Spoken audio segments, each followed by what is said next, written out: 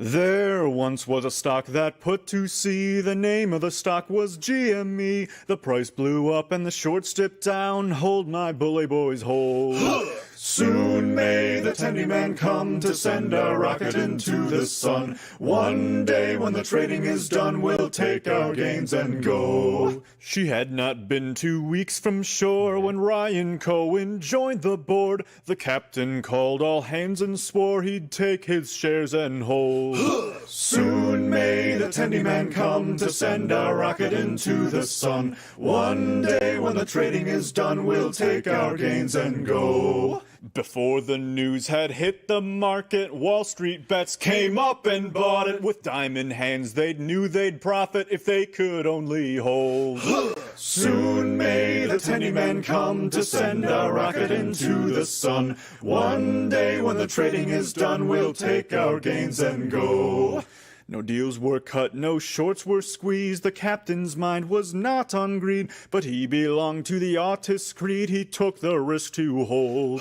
Soon may the Tendy Man come to send a rocket into the sun. One day when the trading is done, we'll take our gains and go. For 40 days or even more, the stock went up, then down once more. All gains were lost, it was looking poor, but still those traders did hold. There was an intro. Yes, the intro is the very famous Candyman song from the old Wall Street's Pets days. Oh, right on. Well, hello everybody. Thank you, Bill, for having me on. I really appreciate it. You're welcome. We should have done this multiple times by now and a lot sooner. Oh, but that's things okay. are That's things all are right. crazy.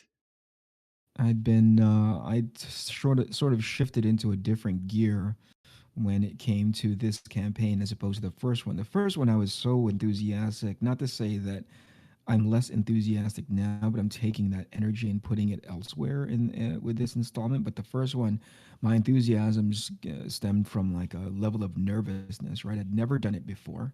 I'd never launched a campaign on my own, gone onto a lot of different shows and different YouTube channels or whatever it is that, whatever avenue that would help bring awareness for the book. So I was a little, I was a little giddy or, that nervous, I don't know what I'm doing kind of energy. Oh yeah. And by the end of it, Definitely. I was freaking exhausted, man. So I was not, I don't think I was emotionally, mentally strong enough to do it again. And to think about how ATHENA is like, 6 issues long. I knew for sure I didn't have the stamina to go all 6 issues with that same kind of nervous energy without being wrecked for a week and a half. So so to your point, this campaign, I just kind of chilled out. I still tried to do as much as I could with what avenue and battery was available to me, but I didn't go as crazy as I did previously. Anyway, thanks for having me on. Anytime. And yeah, the thing is, when promoting a crowdfunding campaign nowadays, you gotta go into the YouTube. It's like working the road as a stand-up comic, but Yeah. doing YouTube streams. Yeah, I And mean, there's validity to that, but I always have a tendency to push back on it, not because I'm trying to be an asshole, although that's also in my nature, but I always want to figure out whether or not it's the only avenue that's available, right? Or it's the most viable avenue available, or is everybody just saying it because it worked for a really successful handful of group of people? You know what I mean? Like, yeah, oh yeah, you should do X, Y, and Z because it got me these kinds of results. And it's like watching, workout videos on YouTube, right? Where it's like, yeah, if you do this, you drink this, and you like lift with this kind of frequency, you're gonna get as big as me. And I'm like, well, maybe, yeah. it's definitely it's food for thought and definitely better than nothing. But to automatically assume that success is transferable, I don't necessarily believe in that 100%. Yeah, it's like the old way of doing this. Like, oh, you did it because old people say, or people say that you gotta do X, Sure, Y, and Z. So sure. while it is a thing and it can work, it's not necessarily the end all and be all. I understand Sure. that. Yeah, no, and by the way, this is not me sort of like diminishing the Oh yeah. value of being on YouTube, diminishing like the value of getting the awareness out by being on other people's YouTube shows. I just wanted to see for myself if there was another, if there was a different way. And, you know, my expectations ultimately is just to make sure that, or excuse me, the thing that I would want the most is that I would want as many people reading the book as possible. And if there's a way to accommodate that without having to go through the standard slash traditional route, I'm happy to go explore it. Yeah, that's fine. And when your goal isn't necessarily a monetary one, but as you mentioned, an audience one, it's Yes. a very, for some people, it could be a double-edged sword, which I think is fair to keep in mind. But it is a venture worth venturing out for. Yeah, no, I mean, I think everybody has their own sort of. I was just talking online with somebody about this. Like, everybody has their own sort of business models. Everybody has sort of whatever they need for their business in order to have it be sustainable. For me, even if Arcathena isn't as financially sustainable, which it is, right? I'm not so worried about like that big number during my campaign, right? I'm primarily paying attention to I want as many people to read this as possible. So that to me is the metric of success that I hold that I hold this exercise through. By the way, if you see me looking down, is because I'm pulling double duty, right? Yeah. I think we're going to end up talking about book one, but as you and I are Yeah. talking right now, I'm going through the proof copy of book two and just making sure that at the very least there are no typos. So yeah, I'm at the point now where talking about just not having any idea of what I was getting into when I first launched the campaign. I mean, and I don't think many people do, or if they do, they don't necessarily understand how challenging it is in that I had no idea what it meant to be a full time creator on top of being a full time publisher, right? Oh And yeah. the different hats that you have to wear at any given time, at any given hour, on any given day.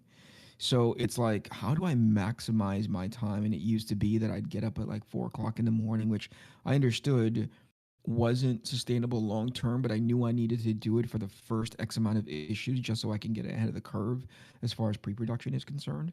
But then all the other hats from like, I just said it right now where I have to, do the pre-production sort of sign off to make sure that the color is right, all the pages are here, everything is spelled correctly, and the cover stock looks okay, the UV spot is lining up, and then talking to every, all the little things that nobody ever talked. In my case, nobody talks to you about in order to protect the IP, right? Talking to a lawyer, to Oh talking to a yeah. trademark lawyer, talking to all of these things that you know that this book is going to get out into the world, not just nationally by way of the United States, but also globally, and how easily things can fall apart should somebody be stupid enough to be like, well, I'm just going to do my versions of Arcathena and print a comic. Yeah. Like one could only hope that I hit a level of success that somebody's like willing to rip something off, but rather than wait until we run into that buzzsaw, I'd rather protect it at the front end now. So Yeah. again, if you see me looking down, it's because I'm trying to proofread as best as I can, and then also look at the color, and to see whether or not everything is legible and manageable. Yeah, you're not only pulling double duty, actually, I think it's like a triple, quadruple duty in regards to comic Yeah, production, but you're also yeah, pulling, yeah. double duty RO because you jump from making comics to doing whatever secret stuff you do, right? And then going back into Mm. comics. Yeah, yeah. No, it's really a different space to be in. It's really a if I know anything about myself before I started this whole thing was that I'm really poor when it comes to time management. And if I know anything about myself now, as I've had an opportunity to reflect after book one, I'm like, wow, I'm really try my very best to understand how much time I have any given day and just optimize for it. So if there's any way that I can sort of double dip when it's like, oh, I can listen to a meeting and do stuff on this. You know what I mean? Like Yeah. I really am totally zoned in on making sure that whatever time that I have at this desk is time that's used well. I mean, you can always ask John Moore for spreadsheet optimization tactics. Yeah, I did at one point, somewhere near Oh, the really? middle or near the end of book one. I needed to understand. At least I wanted to wrap my mind around what I would have to be responsible for in as far as setting expectations for the team, right? And the team needed to know that as well, right? They get nervous when I have the schedule in my head, how fast I'm going, and next thing you know, I go like, "Oh, hey, Joe, who happens to be the editor for Joe Fulton, who happens to be the editor for the entire series. Joe, I need this stuff turned around in 2 weeks." And he's like, "Eric, I, that's incredibly unprofessional and unfair because he has a life and he has his project that he's working on. But given a schedule in front of him, he can actually block it out on his calendar, similar to everybody down the pre-production pipeline from Giuliano Peratelli, who's the colorist for the book, and Eric Weathers, who's the letterer for the book, right? So if they know what my schedule is, they can pull it on their calendar, and everything is set up by way of expectation. When I pull off like a, hey, I'm done with the art, so everybody should rally around me and work on the book. Yeah. It doesn't work like that, you know. I'm working with a team of professionals. I shouldn't do that to them. Yeah, that sounds, since you're working and also at Riot, that sounds like very top laner carry mentality. Hey, I'm ahead. Where are you, idiot? Right, Rally right. behind Well, me. it's more it has a lot more to do with, again, I've never had to, at least at this level where I'm kind of doing everything on my own, and there is a level of delegation involved because Joe has been kind enough to be like, "Hey, Eric, I can tell that you're stressed out. Is there anything I can take off your hands?" But there's only so much of that Joe can do. So, and again, just reaching out to John and setting up like a calendar that I can distribute to the team. Even though ultimately it didn't work out that way, the exercise of going through that with John basically made me go like, "Oh, like, right, I need to give them, even if it's a just a projection that I don't necessarily want, like, give or take a week, maybe as many as 2 weeks. If I just give them that expectation ahead of time, hey, sometime in the second week of March, you are going to be getting the entire book, so get ready, Or in Giuliano's case, hey, we have until mid-April to get everything colored because I need to be able to send everything into the printers. The printer then needs have told me that this is the amount of weeks that they need, yada yada, like right on down the line. Even if it's a loose one, right? They're comfortable with that, right? Because at the very least, it's always cooking in the back of their mind, or Yeah. they've written it down somewhere, right? I should expect it. I should expect art or work from Eric by this date. Yeah, even if it's like a guesstimate, it's better than having it drop out of nowhere.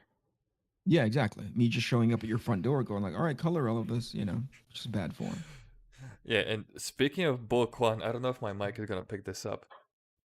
It's a it's a solid hardcover. Like, just the, I know you work towards that premium opening feeling, and it does hold it. Like opening the very cute box by Iconic Comics, then going Yeah, through the bubble wrap, and then opening the holding first the book. As Zach would say, the form factor of the book is amazing. yeah, Like the way you've yeah, chosen to highlight the Arc Athena team, which the book's name, with the foil, and yeah. not only that, but on the back, which is something I don't think you mentioned while producing the first book, but on the back there are also like foil streaks, which I think are designed by Ollie. Yeah, Leo did all of the pre-production design, right? So, and I think when you refer to the foil, I think you're thinking about like the spot UV, like the Yeah, the shiny spot stuff, UV. right? Yeah. Yeah, the spot UV. Yeah, that's all designed by Leo. Me, I was happy to go out the door or whatever. Like I was like, okay, we're just gonna do a spot UV around the main people on the cover, right? And Leo's like, we can, and then he delivers like what he calls to be a quote unquote sketch, basically a work in progress of what the front covers are going to look like with the spot UV. And I'm like, holy cow, you really went all out. And to his credit, is because he really does believe in the project. He doesn't want to be sort of, he just wants all the I don't know, man. It's like when you're picking up a book, it's great that you and I are talking about it now, but I don't know how many other people pick up on it until they don't have it. Does that make sense? Right? Like, I think it does. what I think Leo is trying to get a hold of is just like, here's what you should expect when you're picking up one of our books. It should feel premium. It Yeah, should feel like you're getting not just your money's worth, but more than your money's worth. And I think from here on down, if I were to ever do anything that has less of these kinds of things, these Oh yeah. they're not really invisible because you could see it, right? But if I had less than what's on this book, you could definitely like feel it, right? Like, Yeah, oh, Canete has sort of set up the right expectancy with us, you know? exactly. There is a set expectation now for everyone included, from production to backers, to receive this level of premium book. And when it's not there, even it's like the little spot UV streaks on the back, if it's not there, I wouldn't mind, but I'll probably notice, because you grab a book, you flip it, you go front cover, Right, back cover, you look right. around everything, and that added detail, this spot, the stupid five streaks on the back cover is just, it's the extra X factor. Like you said, it's not Leo, sorry, Yeah, just getting it done. It's him actually producing a premium product. Because there's a difference between, hey, absolutely. get it out there, the C plus. Meanwhile, he's aiming for that S grade, Yeah, like no, the he's A plus. absolutely. Yeah, he's one of